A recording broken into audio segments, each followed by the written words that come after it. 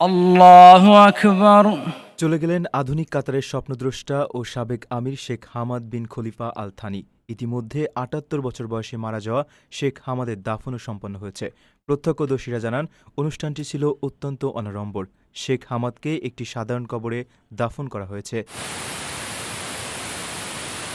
রোববার সকালে শেখ হামাদের মৃত্যুর খবর ঘোষণা করা হয়। এরপর সন্ধ্যায় রাজধানীর ইমাম মোহাম্মদ ইবনে আবদ আল ওয়াহাব মসজিদে মাগরিবের নামাজের পর জানাজা অনুষ্ঠিত হয়। জানাজায় উপস্থিত জনগণ শেখ হামাদের মরদেহের দিকে ফিরে দোয়া করেন। এরপর তার ছেলে ও বর্তমান আমির Sheikh Tamim bin Hamad Al Thani পরিবারের ঘনিষ্ঠ সদস্যদের সঙ্গে মরদেহ মসজিদ থেকে বের করে আনেন। পরে শেখ হামাদকে দোহার উত্তরে লুসাইল কবরস্থানে দাফন করা হয়। আল্লাহু আকবার। এই সরলতা ইসলামী ঐতিহ্যের সঙ্গে সামঞ্জস্যপূর্ণ। একই সঙ্গে এটি ফাদার আমিরের জীবনযাপনেরও প্রতীক। তিনি আড়ম্বরপূর্ণ জীবনযাপন করতেন না, বরং জনগণের কল্যাণে নিজেকে নিয়োজিত রেখেছিলেন।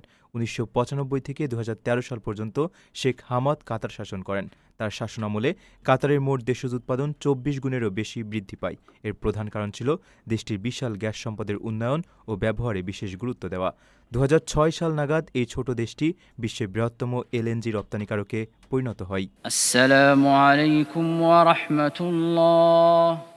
আপনার স্বপ্নগুলো আকাশ ছুবে প্রবাসীর হেলিকপ্টারের মাধ্যমে। বিয়ে, জন্মদিন অথবা যে কোনো বিশেষ প্রয়োজনে হেলিকপ্টার ভাড়া করতে যোগাযোগ করুন স্ক্রিনে দেয়া নাম্বারে। প্রবাসীর হেলিকপ্টার, নিরাপদ ও সাশ্রয়ী বাহনের বিশ্বস্ত নাম।